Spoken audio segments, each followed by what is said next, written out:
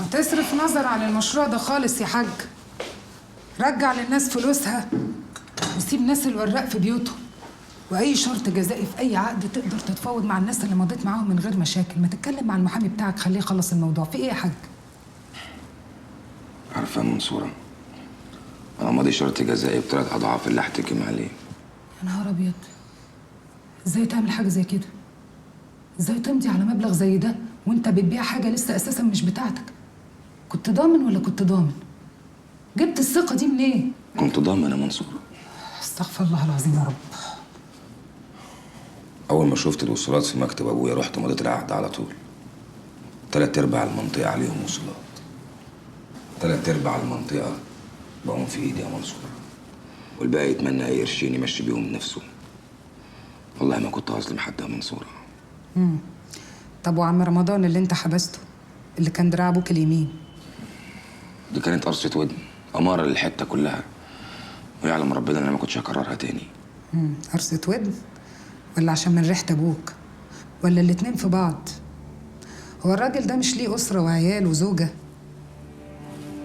أنا معيشهم أحسن عيشة، معيشهم أحسن ما أبوهم كان معيشهم كمان.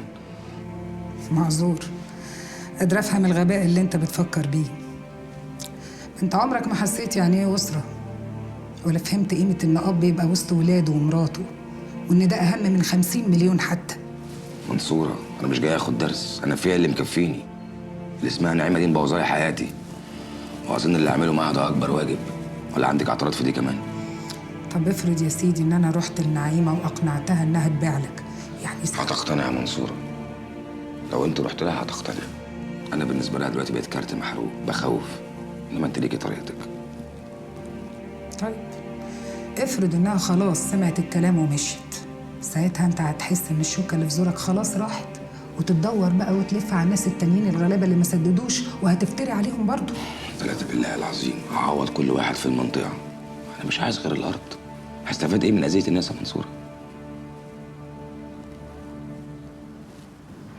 هاتي الأطباق دي هاتي. ايوه يا مدام. جنب بيت مدام تهاني. هو ده.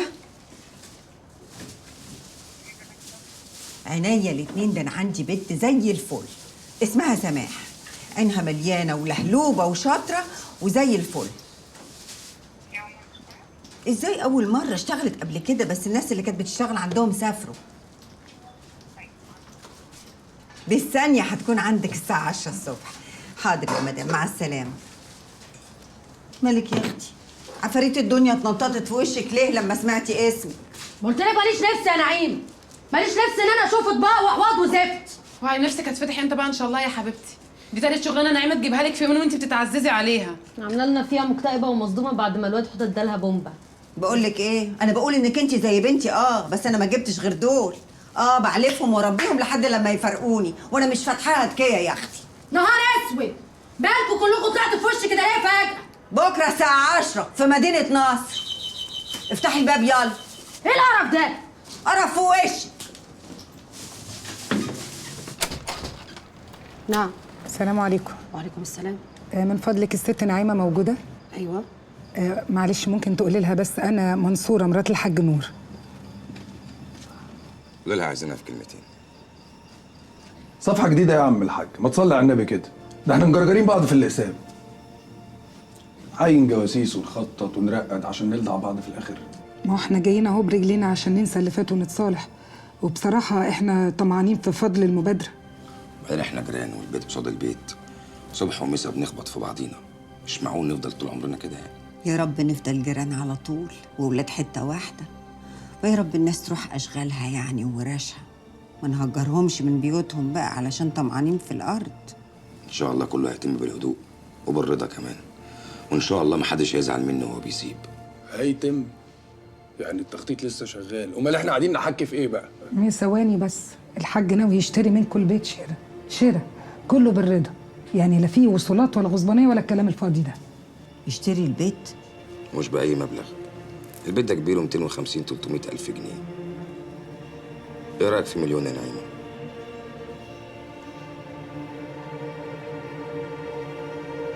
مليون ايه يا حاج؟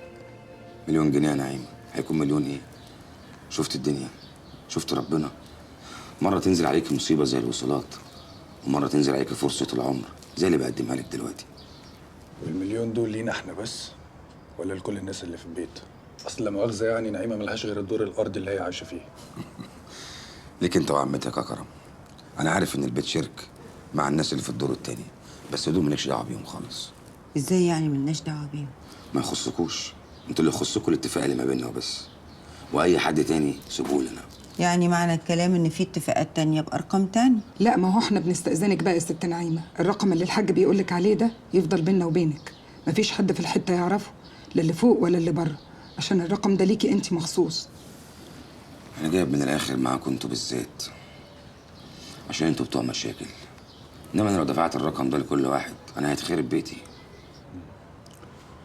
اللي يدفعك مبلغ زي ده ياكد كلام الناس ان انت داخل مشروع كبير مع ناس تقيله. برضه ما يخصكش، اللي يخصكوا ان انا جاي اشتري البيت بما يرضي الله، عشان اثبت لكم حسن النيه. ادي عقد ابتدائي، وادي شيك بمليون جنيه تقدري تصرفيه بكره الصبح زي ما انت عايزه. خلي الشيك في جيبك. مليون جنيه قليل على اللي هيطلع لك بعد المشروع بتاعك ده. طب وانت مالك يا اخي؟ ايه ولا انا مالي؟ مالك انت في ايه؟ استهدوا بالله يا جماعة، في ايه؟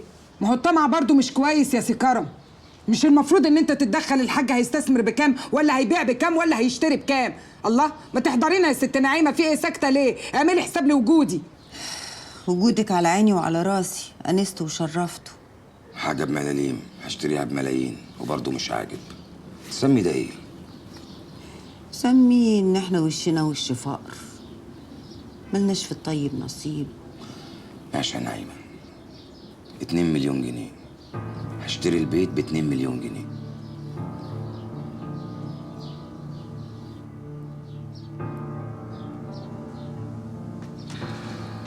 مالكوا في ايه؟ 2 مليون وصولات وتهديد ومش عاجب. بعرض عليكم 2 مليون ومش عاجب. ايه؟ 3 مليون جنيه. عاجبك كده يا منصوره؟ هم دول انا جاي اتفاهم معاهم. ما هو بصراحة بقى كده انتوا اللي بتعملوا المشاكل. 2 مليون لو للبيت وبس. بس البيعه مش بيت وبس يا حاجه. انتوا بتشتروا الناس اللي قدرت تقول لكم لا قدام الحته كلها، اللي بتعمل لكم مشاكل، وهو عارف كويس قوي ان احنا لو مشينا كل الحته هتنخ من بعدنا. يلا يا منصور عشان ما اعملش جنايه. يلا.